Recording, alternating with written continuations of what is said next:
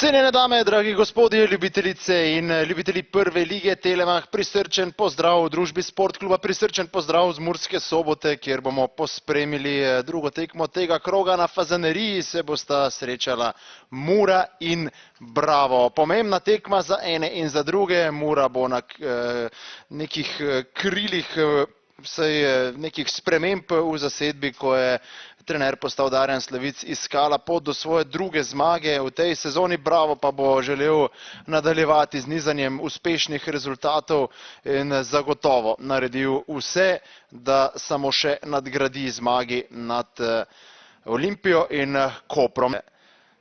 Ob tem, da želijo biti domačini čvrsti, glavna misija tudi to, da se prekine ta črni niz. Zdaj pa napaka pri gostih, priložnost in žoga mimo gola. Selan je sicer obležal na tleh. Proletal prostor, Pasevič ima priložnost, kako je zdaj zaključil Roman Pasevič. Polovica prvega polčasa je za nami, Mura pa ima zdaj sodniški met, Bobičanec takoj proti Vizingerju in tule je Vizinger zapravil neverjetno priložnost in preprečil glavnemu sodniku, na koncu tudi prepovedan položaj iz kota. 31. minuta, Babula bo podal podatek o kotih, 4-3 za Muro. Babula. Selan vrača žogo nazaj v kazenski prostor.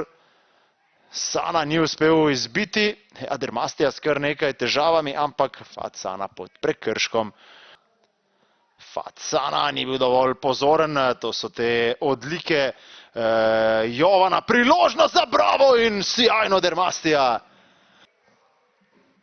Bobičanec, Murič ni prišel do strela.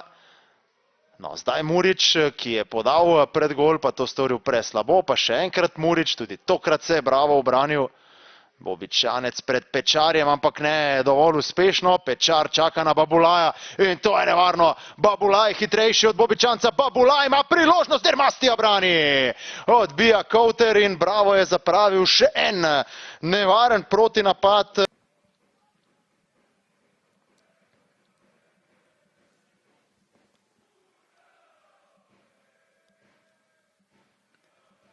Še enkrat bo kot izvedel Murič.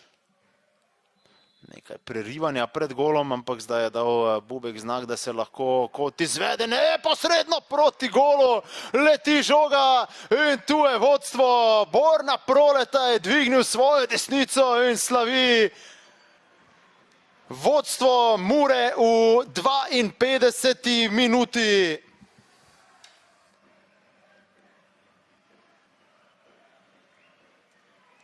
374 minut so bili črno-beli brez gola, zdaj pa slavijo vodstvo z 1-0. Tudi Muriču bo odleglo, kajti upisal je asistenco, takole je žoga letela pred gol, Proleta je tam dobil skok in z neposredne bližine zaključil za vodstvo domačih.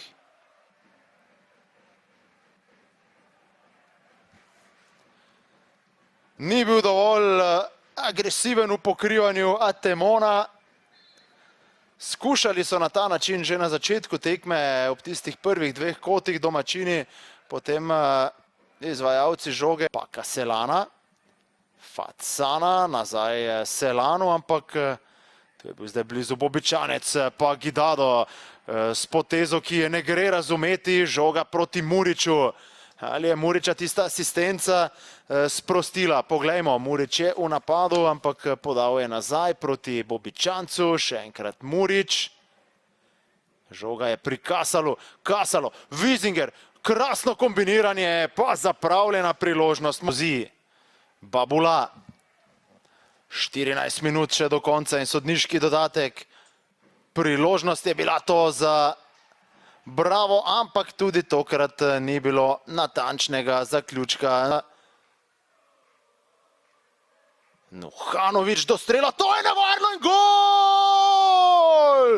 Kakšen gol zdaj prav nekdanjega nogometaša Mure, Sandija Nuhanoviča. Tu se iz spoštovanja Nuhanovič, ki je za Muro odigral 34 tekem, dosegel 3 gole in upisal še 2 asistence, ne veseli pretirano, ampak v njem zagotovo vre. Kakšen zadetek! Mura tako blizu temu, da pride do zmage, ampak na koncu Nuhanovič. Videli bomo v ponovljenem posnetku, takoj se je zdelo, da je akcija, oziroma da je žoga nevarna. Letela je pod prečko. Ne vem, če se je kdo na poti do gola dotaknil. Nuhanovič je enostavno zadev tako, da Dermastija ni imel možnosti. In bravo, se je izvil iz primeža.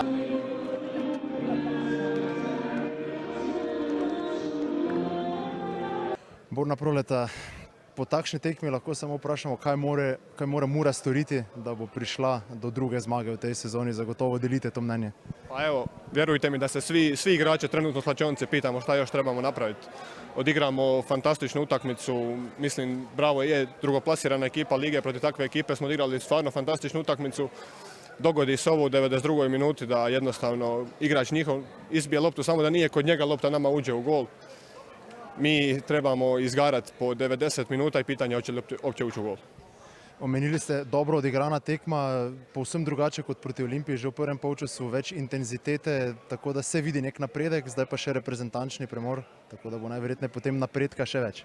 Da, pa sigurno opet dolazi nam ta reprezentativna pauza u najboljem mogućem trenutku. Novi trener, sigurno ćemo sad imati više vremena da se uigramo. Vidi se neki pomak u igri. Protiv Olimpija drugo polovrijeme fantastično. Danas mislim cijela utakmica fantastično, tako da idemo dalje. Vidimo šta moramo sve raditi da bi došli do 3 boda i nema odustajanja. Borna, hvala. Hvala vam. Aleš Arnold, dejali ste, da bo tekma intenzivna od prve minute. Mislim, da ste v tej napovedi zadeli. Vi ste imeli ogromno priložnosti, če pa sva iskrena, pa ste se rešili potem z nekim strelom, ki, ne vem, morda to strel sploh ni bil, ampak je pa zadostoval za točko, tako da z rezultatom, glede na potek, ste zadovoljni, niste?